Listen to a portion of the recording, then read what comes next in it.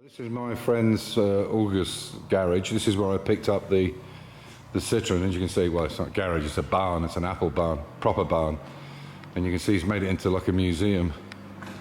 And no prizes for guessing what he's into. Yeah, Renaults. God knows how many he's got. From all sorts of years. And then he's got some stuff down the end. He's got floodlights and spotlights to go on that mezzanine and whatever.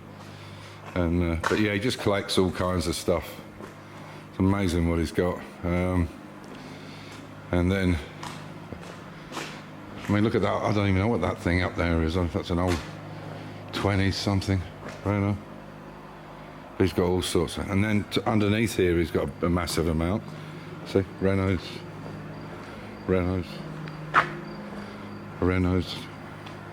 that's in a space. That's unusual. I've never seen, well, I've seen one, but I don't know what it is. It's a fastback type thing. Another Renault. Oh, it's a convertible one there. Renault 5, isn't it? And that one in the corner, this runs on wood.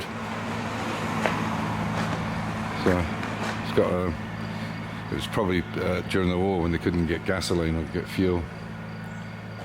So, and if I have problems with my Mini, there's the backup one there for it, that red one there. But I don't like the fact that it's got that soft top on it. But anyway, and I'll take you downstairs and let you have a look at what he's got downstairs. So August up there is spraying his fields because apparently it's going to piss down with rain, and that's why they're spraying them. So this house here, this was his family house many moons ago, and he knocked a hole in the wall, and strangely enough he's got Renaults in there. There's a surprise. I don't know how many of these he's got. These, what are they, Renault 4TL, 5TL, whatever, but everything's Renault that he's got. He must have some French ancestry or something, I don't know. But yeah, he's just knocked this hole in here. Look, another one. That's, I think it's a DAF 55 in the corner. Another one there, here. They're just literally all over the place. That one he's cut off the side, lot, and put it on the wall. And I'll show you what he's got downstairs, which is quite amazing. So this is the camper he rebuilt. He's made a lovely job of it. And this is why he wanted my Volkswagen all-wheel drive. He's going to put my running gear, well, his running gear now, under that, because he rebuilt it. He's made a lovely job. And this is some of his stuff down here. It's a bit dark, so I don't know where the lights are. And there's my old all-wheel drive there. He's obviously nicked some bits of it already. Hang on. Another one. That's a pickup style one. So I had this for years, this thing. I had it for about, I don't know, 5 years, and we used it. We had a flatbed on the back. You can see where the angle iron was, the runner. But that's what he wanted. He wanted the engine and the four-wheel drive system out of it. And obviously he's going to scrap the body. Okay, so Triumph 2000 Mark II.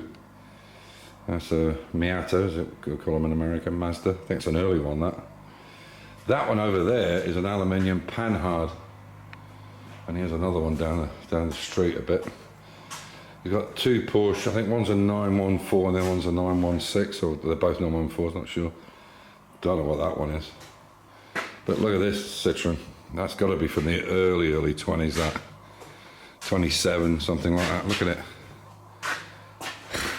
Where he gets this shit from, I do not know. He just seems to find it. And look at that. That's got to be, it's got to be 20s, that, isn't it? 25, 27. Yeah, this is nice. I don't know what it is, but it's nice. Lovely long bonnet on it. There's another one. What's that? Oh, it's a Fiat. It's a Fiat. What else is, so you can see this is where he, Thurner, this is his farm. And there's a Renault, what was it, Fuego, whatever they're called.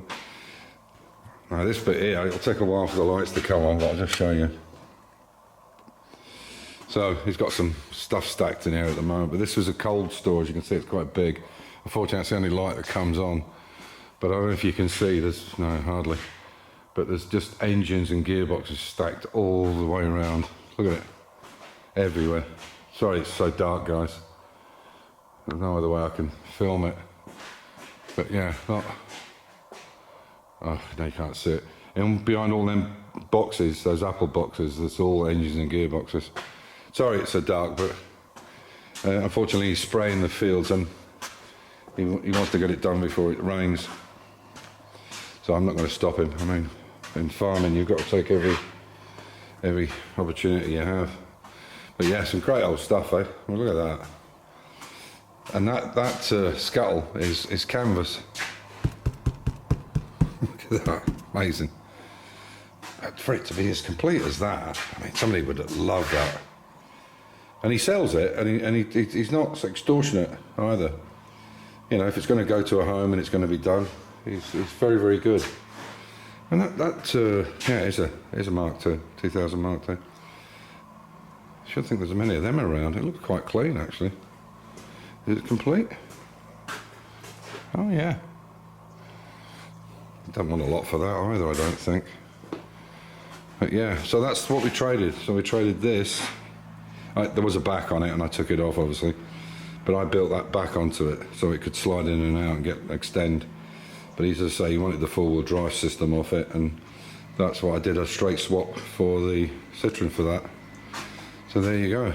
I'm going to show you so you can see it like four-wheel drive. But it ran beautifully. Great little engine, it. It's even got a turbo on it. And oh, is that hooch? Is that wine bottles? Anyway, so I'll take down and show you some other little bits and bobs before the camera runs out. That was a Renault, actually a police car on the logbook. Oh, it's even got a glider there. I don't know where he gets this stuff from. Well, it's the front and back of a glider anyway. The tailplane. There's another one. That's the same as that one inside. So there's two of them. Two Panhards. I don't know if they're worth restoring them or not. But yeah, some amazing stuff. And he lives in it. Where his house is gorgeous. You can see the castle, Regensburg. The castle. Fiat 500. I've seen that one before. Oh, Triumph Spitfire. Mark 2 or 3. Yeah, it's got lots of stuff. Can you see Regensburg from here? Should be able to see it's on a... No. It's hidden behind this hill here. But the Schloss, or the castle that's on the top of the volcano, the extinct volcano. But a beautiful area. Anyway, I hope you enjoyed the look around. And if you're interested in anything, just let me know and I'll contact him. And unfortunately he doesn't speak any English, but my Deutsch is scheisse anyway. I just say, ich bin ein Engländer. My Deutsch is schlecht. And then hopefully they can speak a bit of English. But if you're interested in anything, let me know, because he's always selling stuff off. And he's a very fair guy. I mean, absolutely. He's an enthusiast, and most of his stuff will never be done. So if you're interested in anything, let me know. So, August just put the lights on for us. There you go, look at that.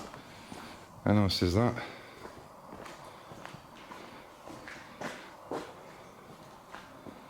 Some barn, isn't it? Yeah, looks great.